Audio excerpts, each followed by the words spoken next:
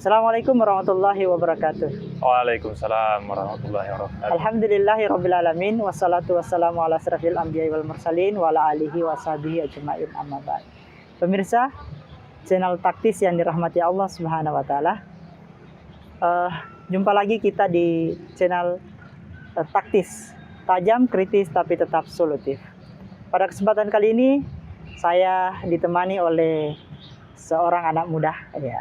Beliau ini adalah aktivis muda. Beliau pernah aktif dalam satu organisasi yang dikenal sebagai Gema Pembebasan. Beliau adalah Bung Ishak. Apa kabar, Bung? Alhamdulillah, baik Bang. Sehat? Alhamdulillah sehat. Sehat. Ini bulan Ramadan ini puasanya full ya? Ya, Alhamdulillah. Alhamdulillah. Walaupun dalam kondisi yang kita masih dalam kungkungan kapitalisme ini, wah, kayaknya memang selalu sengsara, Bang. Ya, insya Allah akan segera Allah cabut ketika kaum muslimin bisa berjuang bersama dengan kita ya. Insya Allah sekitar 40 menit ke depan saya akan bersama dengan beliau berbincang terkait tentang satu perkara menurut hemat kami adalah perkara yang penting, yaitu rencana pemerintah dalam rangka menaikkan ya harga Pertalite, tarif dasar listrik dan LPG 3 kilo. Nah, pemirsa channel taktis yang dirahmati Allah. Jadi pemerintah per tanggal 1 April yang lalu itu sudah menaikkan pajak PPN 11% ya. Kemudian mencabut subsidi pupuk juga sudah. Kemudian mewajibkan BPJS pada masyarakat itu juga sudah dilakukan. Dan masih banyak lagi kebijakan-kebijakan lain yang telah dilakukan pemerintah yang ujung-ujungnya itu berdampak pada kehidupan masyarakat ya, penderitaan masyarakat maksud saya. Nah, kenapa hal ini bisa terjadi ya, dan seperti apa solusinya, maka insya Allah kami akan mendiskusikannya pada kesempatan sore hari ini. Baik Bung Ishak, mungkin yang pertama terkait rencana pemerintah menaikkan harga BBM. Menurut data yang kami peroleh itu rencana pemerintah menaikkan harga Pertalite ya, yang sebelumnya Pertamax sudah naik. Ya. Itu karena krisis antara Rusia dan Ukraina katanya. Itu menyebabkan harga minyak dunia menjadi melonjak. Karena itulah kemudian BBM di dalam negeri harus dilakukan penyesuaian harga. Bung Ishak sendiri gimana tanggapannya terkait tentang persoalan itu? Baik, terima kasih. Bismillahirrahmanirrahim. Assalamualaikum warahmatullahi wabarakatuh. Waalaikumsalam. Pertama-tama tentu kita manjatkan puji dan syukur kita kepada Allah SWT yang alhamdulillah masih memberikan kita begitu banyak nikmat, baik itu nikmat kesehatan, kesempatan, dan terutama nikmat iman dan Islam. Dan tak lupa pula kita memanjatkan salawat kita kepada Nabi besar kita, Nabiullah Nabi Muhammad Sallallahu Alaihi Wasallam, serta keluarga beliau, sahabat-sahabat beliau, dan kepada para tabi'in, tabi'ut tabi'in, dan kepada seluruh umatnya, baik yang masih hidup ataupun yang sudah mendahului kita hingga akhir zaman. Baik, terima kasih kepada Bang Amrullah sudah mengundang pada kesempatan yang baik ini di suasana yang juga baik ini, terkait dengan pembahasan tadi atau isu terkait dengan kenaikan BBM, kemudian rencana untuk menaikkan juga Pertalite dan juga gas LPG, dan dijadikan sebagai alasan itu adalah terkait dengan adanya krisis perang antara Ukraina dengan Rusia. Nah, kalau kami sendiri melihat memang adanya perang Rusia Ukraina itu berdampak kepada harga minyak dunia, berdampak. Bahkan sekarang harga minyak dunia itu sudah mencapai 100 US dollar per barel. Bahkan data yang terbaru sempat saya buka tadi sebelum ke sini, itu sudah di atasnya itu, sudah di atasnya. Nah, jadi memang harga minyak dunia itu mengalami kenaikan. mengalami kenaikan. Nah, jika kita satu barel itu sama dengan 155 liter, dan 1 liter itu ketika dikalkulasikan dengan harga tadi yang $100, maka 1 liter itu sama dengan $1,59 per liter dengan harga minyak dunia. Nah, dengan kita asumsikan bahwa kurs mata uang kita saat ini rupiah itu adalah Rp14.000 per dolar, 15.500 sekian. Nah, jadi ketika 1 liter tadi itu, 1 liter minyak dunia dikonversi dengan harga rupiah, harga minyak dunia ke rupiah, itu sudah mencapai Rp23.095. Nah, jadi sudah mencapai Rp23.095. Nah, itu kalau kita mengacu kepada harga minyak dunia. Jadi memang terjadi lonjakan yang memang luar biasa. Nah, ketika kita menarik misalnya pada konteks harga di dalam negeri kita, anggaplah misalnya Pertamax yang kemarin kan sempat juga mengalami kenaikan, Bang. Yang 9.500 sekarang itu sudah 12.500 ya, 12.500. Di Sinjai berapa harganya? Di Sinjai sama juga, 12.500. Dan itu pun kadang-kadang itu kita harus mengantri yang sangat panjang dan kadang juga kita kesulitan untuk mendapatkannya. Nah, ketika Pertalite juga sudah mulai sulit untuk didapatkan. Jadi otomatis orang itu terpaksa untuk membeli Pertamax yang harganya juga sudah tidak sesuai dengan kantong masyarakat sini, Bang. Jadi tadi sudah disampaikan juga, di sini tuh kebanyakan masyarakatnya adalah petani. Tapi pupuk juga sudah luar biasa. Sudah luar biasa mengalami kenaikan harga. Belum lagi kemudian hasil panen petani dan sebagainya. Itu bisa dibahas di lain waktu nanti, bisa juga dirincikan dengan lebih detail. Nah, sedikit lagi, jadi ketika harga minyak dalam negeri tadi, yaitu Pertamax 12.500 sudah dinaikkan kemarin, itu pun seperti yang saya katakan tadi, ketika kita membandingkannya dengan harga minyak dunia yang 23.000 tadi, artinya ada selisih harga antara harga jual atau harga jual di dalam negeri dengan harga minyak dunia itu sekitar Rp10.000 lebih. Nah, inilah selisih yang kemudian disubsidi oleh pemerintah. Jadi ketika harga minyak dunia itu mengalami kenaikan, maka subsidi itu juga akan semakin terbebani. Nah, subsidi ini tentu diambil dari APBN. Nah, inilah yang dianggap oleh pemerintah sebagai beban. Jadi subsidi yang diberikan kepada masyarakat itu dianggap sebagai beban oleh pemerintah. Sehingga karena dianggap sebagai beban, karena paradigmanya tadi adalah bahwa subsidi itu adalah beban, bahwa hubungan antara rakyat dengan penguasa atau penguasa dengan rakyat itu bukan lagi antara periayah dengan orang yang diriayah, tapi bagaimana untuk meminimalisir tadi biaya yang diberikan kepada masyarakat. Karena itu kan tadi subsidi itu dianggap sebagai modal yang tidak produktif, karena hanya diberikan begitu saja. Sehingga ketika harga tadi itu, selisih tadi itu, subsidi harus ditambah dan sebagainya, maka itu dianggap sebagai beban. Maka langkah yang diambil itu adalah menaikkan harga bahan bakar minyak. Termasuk artinya tadi, ketika dinaikkan berarti subsidinya berkurang.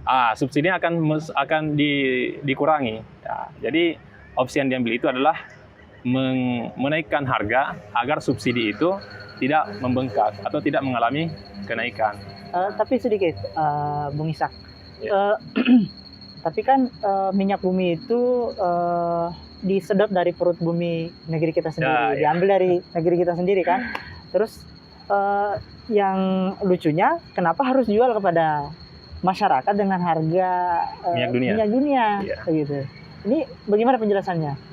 Ini cukup menggelitik juga kalau kita analisis lebih dalam lagi, bahwa pada faktanya minyak yang kita beli tadi itu disedot dari tanah kita, dari tanah kita.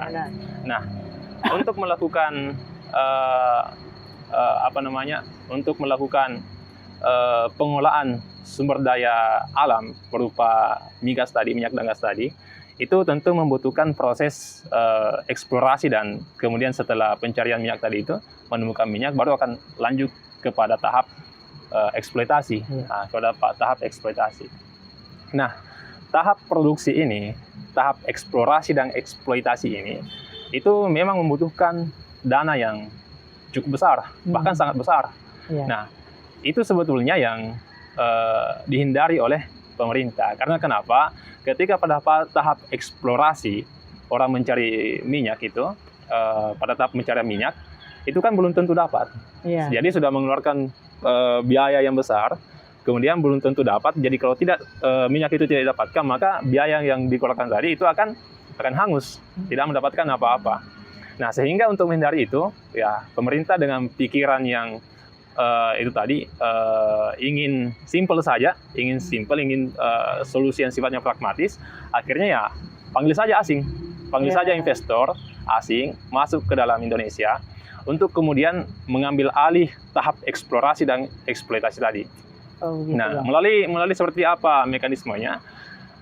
Jadi seperti misalnya ketika jadi ada beberapa mekanisme yang kemudian ditempuh oleh pemerintah, baik itu dalam mengambil mekanisme cost recovery, artinya pihak asing itu diundang, investor itu atau kita sebut saja sebagai kontraktor, ketika mereka masuk, mereka melakukan tahap eksplorasi, jadi pencarian minyak, dan ketika mereka tidak mendapatkan minyak, maka Indonesia tidak perlu membayar biaya produksi tadi. Nah, barulah kemudian biaya eksplorasinya. Nah, barulah kemudian seandainya mereka mendapatkan minyak, baru kemudian pemerintah atau Indonesia itu akan mengganti biaya eksplorasi tadi. Nah, walaupun itu diberikan keringanan, bisa dibayar secara bertahap, tapi intinya pemerintah yang akan bayar itu. Nah, ini yang disebut sebagai cost recovery. Nah, yang kedua itu kita sebut sebagai atau dikenal sebagai cost split.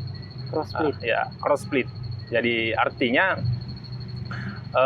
ketika pihak kontraktor itu melakukan tahap eksplorasi, baik dia mendapatkan minyak atau tidak mendapatkan minyak, maka itu tidak akan dibayar oleh pemerintah. Tidak akan dibayar oleh pemerintah. Nah, dan ternyata ini dianggap, atau bukan cuma dianggap, tapi memang ini akan sangat membebani pihak kontraktor tadi, akan membebani mereka. Nah, ternyata akhir-akhir ini mekanisme inilah yang kemudian dipilih oleh pemerintah, yaitu tadi cross split. Nah, karena ini membebani kontraktor, sedangkan yang namanya investor itu tentu mereka menginginkan untuk mendapatkan keuntungan. Tidak mungkin mereka sudah jauh-jauh ke sini mengeluarkan biaya yang besar, kemudian rugi. Mereka tentu menginginkan keuntungan. Nah, sehingga karena tadi dia sudah mengeluarkan biaya yang besar untuk melakukan eksplorasi, bahkan sampai ke tahap eksploitasi, maka ketika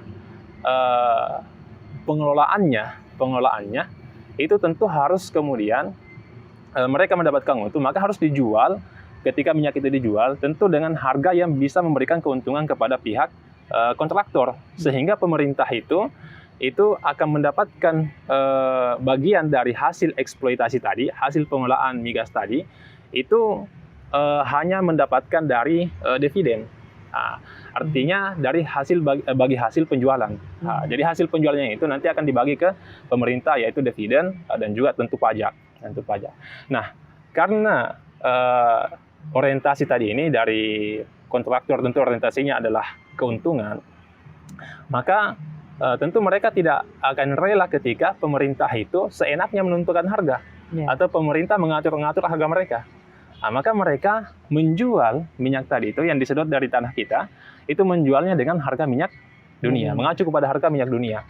Nah, jadi mengacu pada harga minyak dunia, jadi minyak itu dijual. Nah, meskipun itu di dalam negeri ya? Meskipun itu dijual di dalam Indonesia. Nah, jadi bayangkan, minyak itu disedot dari tanah kita, kemudian dijual di negeri kita, tapi mengacu kepada harga minyak dunia. Nah, maka karena harga minyak dunia, karena dunia tentu berbeda kemampuan finansialnya dengan dengan Indonesia, mereka mungkin bisa membelinya dengan harga yang tadi 23.000 lebih. Nah, sedangkan ketika itu diberlakukan di dalam Indonesia mengacu kepada harga minimum dunia kemudian disodorkan kepada masyarakat, tentu masyarakat tidak akan mampu untuk menjangkau BBM tadi. Nah, sehingga selisih tadi seperti yang dijelaskan di awal tadi itulah yang kemudian disubsidi oleh pemerintah. Dan subsidi inilah yang kemudian dianggap sebagai beban bagi APBN. Nah, sehingga yang dipikirkan oleh pemerintah itu bagaimana agar subsidi ini itu bisa sekecil-kecilnya. Nah, bagaimana agar subsidi itu bisa kecil? Tentu dengan menaikkan harga. Jadi ketika harga minyak dunia itu naik, maka subsidi juga ini harus dikurangi dengan cara menaikkan harga. Nah, jadi gitu ya. Seperti itu. Ya, saya dengar juga kebutuhan dalam negeri terkait tentang BBM kita masih kecil ya dibanding dengan produksi ya. Kebutuhan dan produksi kita kecil. Apa benar begitu, Bung Isa? Iya. Jadi menurut data yang berhasil saya kumpulkan, memang masih sangat berbanding jauh, Bang. Masih sangat berbanding jauh antara yang bisa kita produksi. Jadi kebutuhan minyak Indonesia, BBM Indonesia itu mencapai 1,4 juta barel per hari. 1,4 kebutuhan BBM-nya. Nah, sedangkan yang bisa diproduksi di dalam negeri itu hanya mencapai 850.000 barel per hari. Nah, jadi masih ada selisih kebutuhan antara tadi kebutuhan dengan yang bisa diproduksi di dalam negeri. Jadi selisihnya itu kalau kebutuhannya 1,4 juta, produksinya 850, berarti selisihnya itu 550 barel per hari. Jadi sekitar 550 barel per hari. Nah, jadi itu kekurangannya, Pak. Itu kekurangannya. Nah, sehingga tentu ini kan harus dipenuhi, harus ditutupi kekurangan ini. Nah, bagaimana cara memenuhinya? Maka pemerintah mengambil jalan impor. Nah, sehingga kekurangan tadi itu ditutupi dengan jalan mengimpor minyak dari luar untuk memenuhi selisih tadi. Berarti lagi-lagi membebani APBN. Lagi-lagi membebani APBN. Dan tentu kita membeli minyak tadi itu bukan dengan rupiah. Nah, kalau membeli dengan rupiah kan artinya dolar bisa masuk ke dalam negara kita. Nah, tapi kita akan membelinya dengan dolar. Artinya terjadi lagi dolar yang keluar dari Indonesia. Nah, ini tentu kembali akan memukul nilai tukar rupiah. Nah, jadi sangat berkaitan antara satu dengan yang lainnya. Nah, jadi tadi dari subsidi, kemudian impor yang harus dilakukan oleh pemerintah yang 350 barel itu betul-betul sangat membebani APBN dari paradigma tadi bahwa dianggap bahwa yang namanya subsidi itu adalah biaya yang tidak produktif karena hanya diberikan begitu saja kepada masyarakat.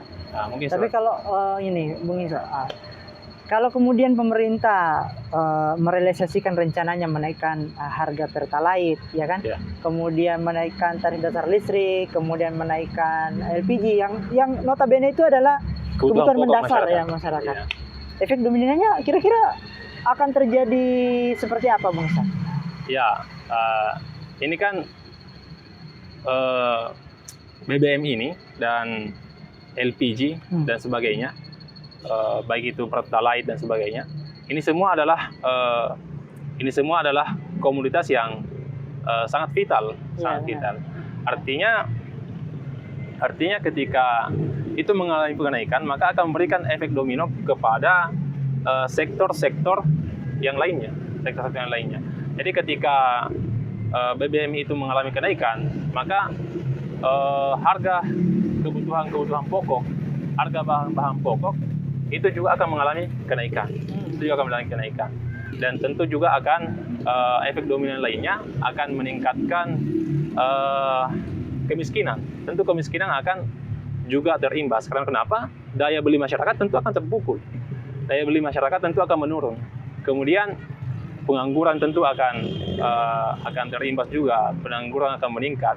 Dan yang efek yang lain lagi, ya ini bisa menimbulkan peningkatan tingkat kriminalitas di tengah-tengah masyarakat akibat kesulitan ekonomi. Jadi ini sangat kompleks, sangat kompleks. Dan ketika ini semua nantinya terakumulasi tanpa ada solusi yang bisa menyelesaikan persoalan ini, menyentuh persoalan utamanya, dan ini terus terakumulasi, maka ini bahkan bisa sampai kepada menyebabkan negara ini sampai kepada tingkat yang negara yang kolaps secara makronya tadi. Jadi ini betul-betul bahan bakar minyak ini sangat vital dalam ekonomi kita. Jadi hematnya ini apalagi sederhananya ini bisa dikatakan kebijakan pemerintah ini bisa berpotensi sangat fatal ya bagi masyarakat nantinya.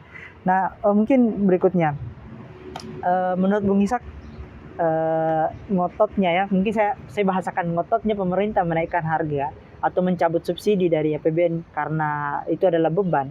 Kira-kira ada hubungannya dengan utang negara yang dengar-dengar sih bulan April ini dia harus membayar 405 triliun hanya bunganya saja. Apa menurut Bung Ishak ini ada hubungannya? Itu ngeri juga, Bang. Kalau kita mau urai sampai ke sana. Jadi menurut data terbaru yang berhasil kami akses itu, utang Indonesia per April ini, per April kemarin itu sudah menyentuh angka di atas 7.000 triliun. Jadi itu duit semua, Bang. Jadi itu uang semua, bukan daun-daun. Jadi 7.000 triliun itu uang semua. Saya tidak bisa bayangkan bagaimana banyaknya itu dan bagaimana kita akan melunasinya. Nah, bahkan untuk sekedar membayar bunga utang saja, yang bunga utang yang jatuh tempo pada April kemarin itu sudah mencapai 405 triliun ya, kalau tidak salah. 405 triliun. Jadi 405 triliun itu baru untuk membayar bunga utang dari 7.000 triliun tadi. Nah, belum utang pokoknya. Dari utang pokok tadi itu ada bunganya, dan bunganya itu yang jatuh tempo pada bulan April kemarin itu yang harus dibayar itu adalah 405 triliun. Dan ini tentu kembali akan memukul APBN kita. Nah, sedangkan APBN kita itu, pendapatan APBN kita itu hanya 1.200 triliun per tahun. Nah, sedangkan belanjanya itu 2.000 triliun. Ya, di atas itulah. Ini besar pasak daripada tiang. Jadi besar pasak daripada tiang, Bang. Jadi kalau kita ibaratkan rumah tangga itu, antara penghasilannya dengan pengeluarannya itu sudah tidak seimbang. Berarti mau tidak mau utang. Mau tidak mau utang untuk menutupi defisit APBN tadi. Defisit APBN tadi yang sekitar 800 triliun minimal. Di dalamnya tentu sudah include bunga utang untuk bayar utang pokok dan sebagainya. Nah, jadi untuk bayar bunga utangnya saja itu sudah hampir 50% dari pendapatan negara kita. Jadi ini baru bunganya. Jadi memang itu bisa memberikan gambaran kepada kita bagaimana kondisi keuangan negara kita hari ini. Nah, jadi itu terkait dengan bunga. Nah, sehingga karena kondisi keuangan, kondisi APBN kita yang seperti itu hari ini, yang sangat terpukul dengan adanya utang, ya tentu itu tadi terakumulasi semua tadi, mulai dari bagaimana kita mengelola sumber daya alam kita, termasuk migas yang membutuhkan impor dan itu membutuhkan utang, belum lagi kemudian proyek-proyek ambisius seperti misalnya IKN. Wah, IKN ini luar biasa juga, Bang. Ini membutuhkan dana yang tidak sedikit, bahkan ada yang menganalisis bahkan bisa membengkak nanti sampai beberapa kali lipat, sampai 1.000-an triliun lebih dan sebagainya. Itu di tengah kondisi APBN seperti ini, itu tidak bisa kita bayangkan di mana dia akan mendapatkan uang. Jadi di tengah kondisi APBN seperti ini dan proyek-proyek ambisius yang masih terus dijalankan dipaksakan oleh pemerintah hari ini, ditambah lagi dengan proyek-proyek yang sudah terrealisasi hari ini, itu tidak membuahkan hasil atau bisa dikatakan sebagai proyek mangkrak.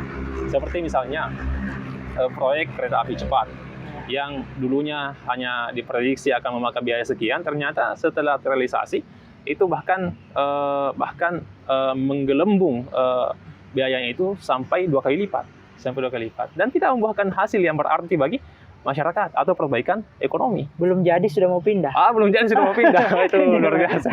Belum jadi sudah mau pindah. Belum lagi jalan tol dan sebagainya. Iya. Nah, dari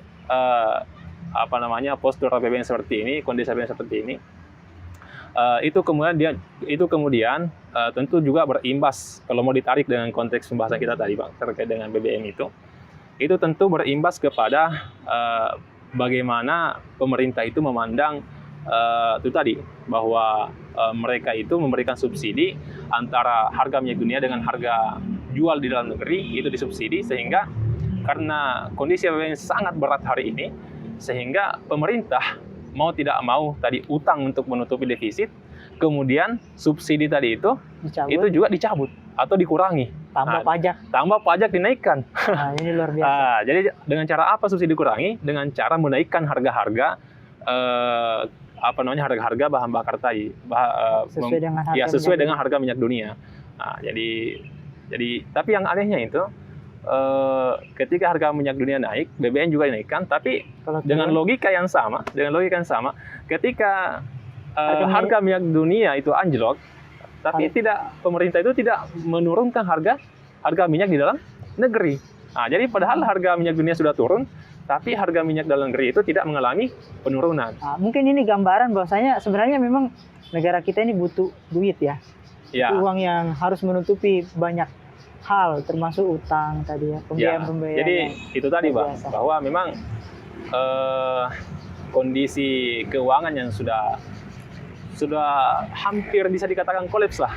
Walaupun memang pemerintah punya dalih bahwa kenapa kita tidak menurunkan harga BBM ketika harga minyak dunia anjlok, itu karena dia mengatakan, dia merasa bahwa harga jual minyak di dalam negeri itu masih jauh di bawah harga minyak dunia. Jadi tetap paradigmanya itu adalah bahwa bagaimana agar subsidi itu bisa sekecil mungkin, atau kalau bisa dihapuskan. Tapi kan itu akan menimbulkan gejolak yang luar biasa di tengah-tengah masyarakat. Nah, ini saja diturunkan sekian saja, itu sudah ada reaksi yang cukup menakutkan buat istana dari kalangan mahasiswa dan juga elemen masyarakat yang lainnya.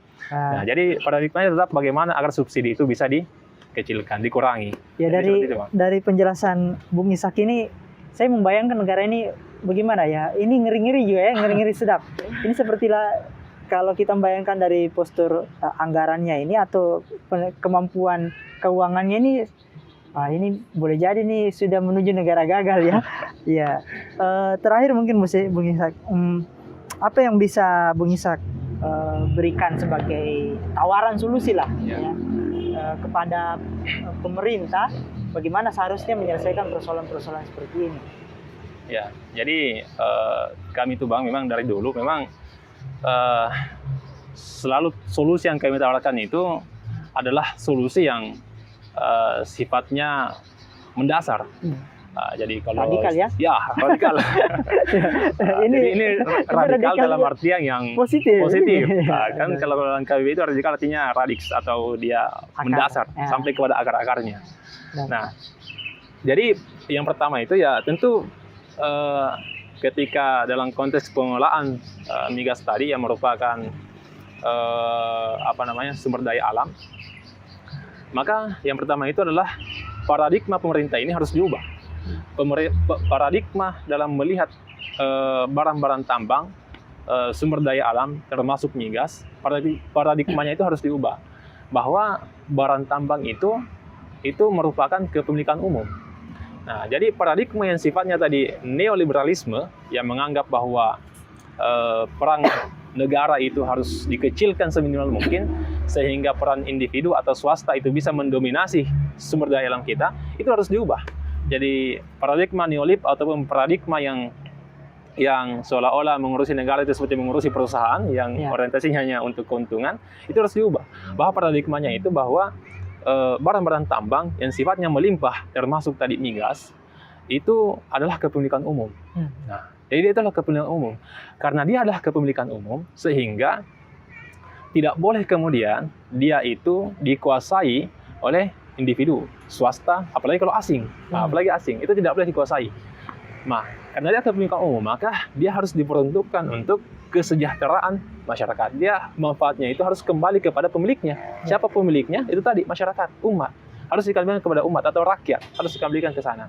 Tadi harus peruntukannya, manfaatnya itu kembali kepada umat. Kalau dalam Islam itu, kalau dalam paradigma Islam, kalau yang namanya dia termasuk kepemilikan umum, maka harganya itu adalah harganya itu haram. Jadi dia tidak boleh dijual untuk mendapatkan keuntungan. Nah, dalam salah satu hadis Rasulullah SAW itu menyampaikan bahwa al-muslimuna syuraka'u fi thalathin al-kala'i wal ma'i wan nar. Wa thamanuhu haramun. Nah, jadi kaum muslimin itu berserikat atas 3 hal. Jadi kaum muslimin itu berserikat atas 3 hal, yaitu padang rumput yang luas, atau kalau bisa dikiaskan dengan hutan, kemudian padang rumput yang luas dan lain sebagainya. Dan kemudian al-ma'i atau air, wal-ma'i atau air, yang kemudian bisa dikiaskan dengan laut, sungai, atau sumber air yang sifatnya melimpah. Ya, kemudian wanar atau api, yang kemudian bisa kita kiaskan dengan sumber energi, misal termasuk tadi dalam hal minyak dan gas. Nah, dan harganya itu adalah haram. Jadi tidak boleh kemudian dia itu dikuasai oleh individu atau negara, dijual untuk mendapatkan keuntungan. Ya. Nah, maka ketika seperti itu, walaupun ketika nantinya dikelola oleh negara dan harus dijual kepada masyarakat, itu harganya itu tidak boleh kemudian melebihi biaya produksi. Jadi dia menjualnya itu hanya untuk mengembalikan biaya produksi. Jadi kalau biaya produksinya itu misalnya hanya Rp1.000, maka harga jual minyak tadi itu juga segitu. Ke masyarakat ya? Ke masyarakat. Nah, tidak boleh mengambil keuntungan walaupun itu hanya sedikit, atau itu hanya kecil. Karena dia memang adalah dia adalah milik masyarakat, dia bukan milik pemerintah, dia bukan milik negara atau individu. Nah, negara hanya bertugas untuk mengelola. Nah, walaupun ketika misalnya kebutuhan di dalam negeri itu atau kebutuhan rakyat itu sudah terpenuhi, dia boleh menjualnya keluar, dia boleh mengekspornya. Nah, kalau di situ dia boleh mendapatkan keuntungan, dan keuntungan itu tadi harus juga dikembalikan kepada masyarakat. Harus dikembalikan kepada masyarakat. Nah, ini yang pertama. Nah, yang kedua,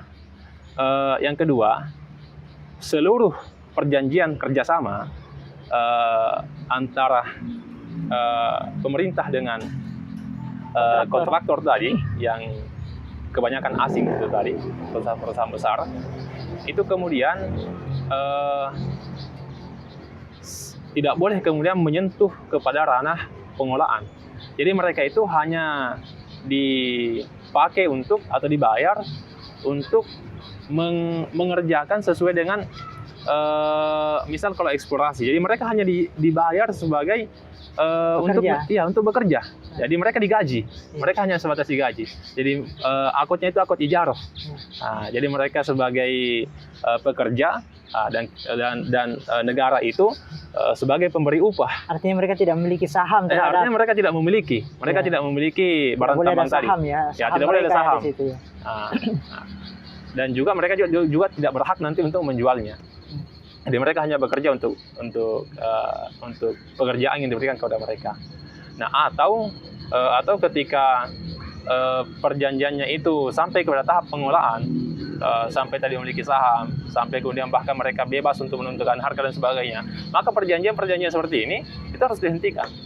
Dibatalkan semua, harus dibatalkan. Memang ini cukup radikal solusinya. Jadi itu semua harus dibatalkan. Nah, kemudian yang selanjutnya yang tidak kalah penting juga adalah bahwa negara itu harus menyiapkan sumber daya manusia yang mumpuni. Harus menyiapkan sumber daya manusia yang mumpuni.